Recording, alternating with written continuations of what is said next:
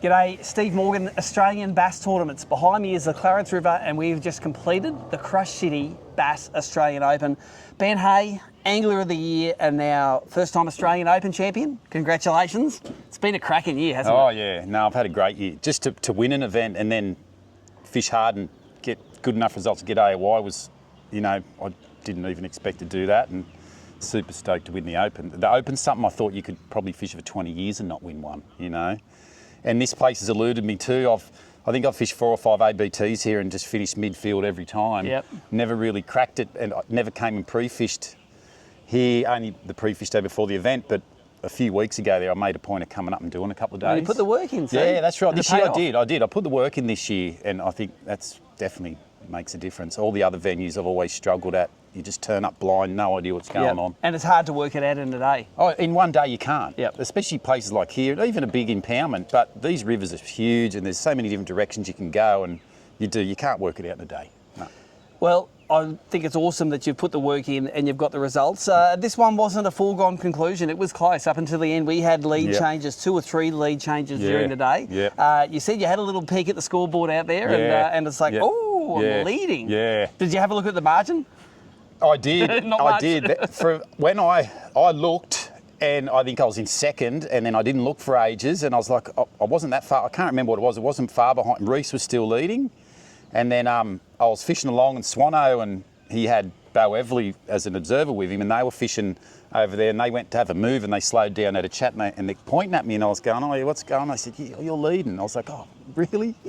Because I'd caught a couple of 36 and a halves and got rid of some 34s or whatever, and I had 3 good fish and 2 36 and a halves, and I was anxious though, like I thought, almost anyone in the top 10 caught like a 40 plus. Or a 48 like Cole Robinson caught. Anyone else, if he got another one of them, he would have won, or anyone else in the top 10 got a 48, they were going to win it. It's it, and it was sort of, and we were sort of lucky that Cole got big bass both days, but he didn't have the ones to back it up. So, whereas yours was a lot more consistent, your bags each day. Your biggest fish, 40 and a half, something like that. Yesterday I had a 42, and then my next biggest was only 37. Right. And I probably only caught 8 fish yesterday, and the ones that weren't in my bag were like 33, 34s, but today I caught a lot of like 34, 35s. Yep. And I really only got those 5 fish that were kind of over 35.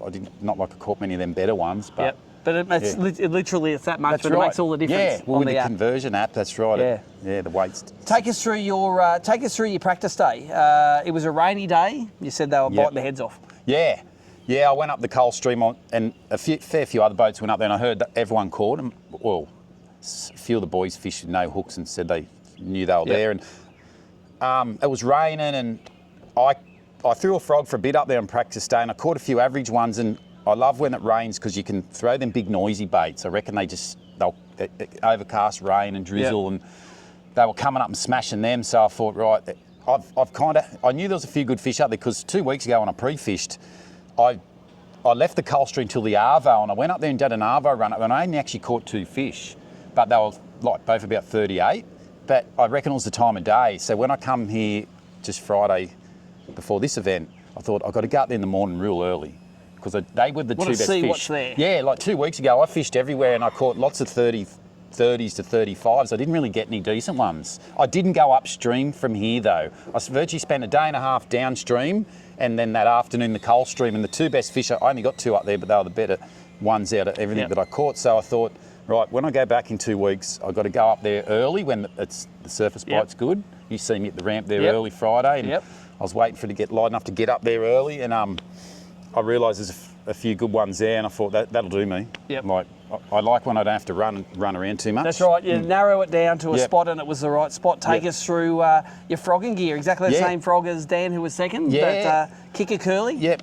Tell us about this outfit. I actually caught half my fish. I caught most of my fish yesterday on the red one, but I ran out of red ones, and I don't think the colour matters, to tell you the truth. And I went to them, and they caught them all right too. So yesterday I caught most of my fish on the frog. Yep. It was a bit of pressure yesterday, and you had to fish super tight to the bank, and so skipping it right in there. Yep. And because there's a lot more traffic running up and down, it definitely was harder, and you just had to finesse them a little bit more, even just like jiggling the frog right there sometimes to get them to have a bite.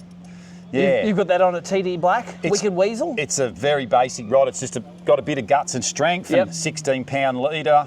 Just to kicks. Yeah, just a kicks. Like with spin gear, I don't buy the top. I like spending my money on top end bait cast gear more than top end spin gear. Spin will get it done. Yeah, that's right. And so the frog important on day one and not on today, or I threw it a little bit early this morning. I caught a couple of very average fish, and I'm like, it's raining. I reckon it'll be like Friday, and I started throwing the noisy baits. The noisy baits. Well, let's get into the noisy baits. And as soon as I caught one and I missed a couple on that, I'm like, right, this is what I'm doing. So tell us about this bait here, big black top order. What's that one called? That's a Berkeley Choppo. It's like the original Whopper Plopper copy. Yep. But I reckon they outfish it Whopper Plopper every day of the They've week. improved it, you reckon? They're better because they've got a hard tail. They actually make more of a chop, especially if there's a bit of breeze and rain, and that they make a louder noise. Right. You know, and if you can fish them slower too, like they'll actually make that chop noise at a pretty slow speed too. Yep. So you can fish whatever speed you like now. Yeah, because the tail's hard, whereas a Whopper Plopper's tail's soft. So, you know, that hard tail just grabs water and initiates a turn a lot more. Take us through the outfit, TD0. Yeah, those rods, I love those TD0s. They're unreal for throwing that bit heavier bait, whether it's a spinner bait or if you're fishing a 3 or 1/2 ounce chatter on it, bit better sized crank, and throwing all these bigger top waters. They're just a great all round rod. Yep. And that's a Tatula? That's a Zillion. A Zillion. Yeah. Okay. Zillion HD 7.3 to 1. Yep. That's one. Yeah. There's a few different Zillions. I forget what that one is, but it's a black one, and it earned you $7,000. That's right. Yeah. This is interesting. This is what happens when that was a key bait. That one. Buzz bait humps a soft plastic. Exactly right. Tell us about it.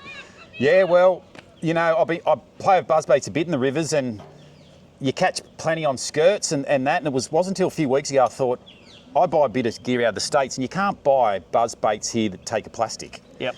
Like if you tear the skirt off them, there's no bait keepers, but that's actually the Gerald Swindle bloody buzz bait. Right. Made by Buckeye Lures or something in the States. Yep. And I like this brassy kind of colour. Yeah, so it's like a dull blade, isn't it? Yeah, it's a dull kind of blade.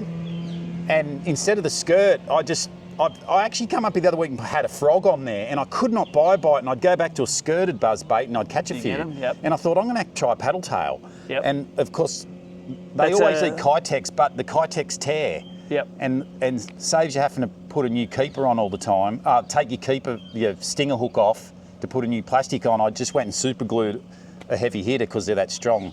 Yep. TPE material that's been on there for 2 days. Wow. And it's Sponsor Karma. Yeah, Crush City event, Crush City Plastic. It's caught fish for 2 days, that thing. So there you go. So your box of heavy hitters will go you for months.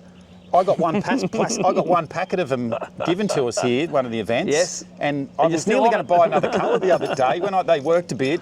I thought but that worked. I thought, nah, keep it. Yep. There's a lot of little potty mullets and stuff up that coal stream, and a lot of bait and that. And I think just that, and they've got a big thump in the tail too. Yep. You know, most plastic fishing I do is finessey stuff, and the Kitex are just hard to beat. Yep. That tight little shimmy and tail, but in the rivers, big loud buzz bait. More of a thump. I want a big thump and paddle there, and you know, not once did that trailer hook ever get caught around that tail. Wow. And I think even if it did, it probably doesn't even matter. Yep. The tail won't overwhelm it. Yeah. I just think they hang on to it. And even though I've got a stinger on there, I'll tell you, every fish had that 5-0 in it. Yeah. They had the big hook. Tell us about this outfit, another Zero. It's another Zero, exactly the same as this one. Yep. I think they're 5 to 17 gram cast weights or something, and that's another Zillion. Slightly different model Zillion, you can't go wrong. And I just run Power Pro braid. Yep. That's just a multicoloured stuff because it just doesn't. And the leader? Flogs it. And that's the that Shooter Invisible bass leader. Right. 16. I've fished 16 on every top water I throw, and I did lose a big fish today, and I was wishing I probably had 20 on for that one. But well, how good is it? $7,000. Throwing top water all the time. Yeah. Catching big bass in an awesome part of Australia, and you got 4 more days fishing. Practice day and 3 more days for the grand final. Can't wait. Life's good, isn't it? Oh yeah. What else would you be doing, eh? Well, there you go. River fishing, can't beat it, mate. There's the Australian Open champion and the 2025 Bass Pro Angler of the Year, Benny Hay. Congratulations, Thanks, mate. Morgo. Let's see what happens at the grand final. Can he keep the roll going?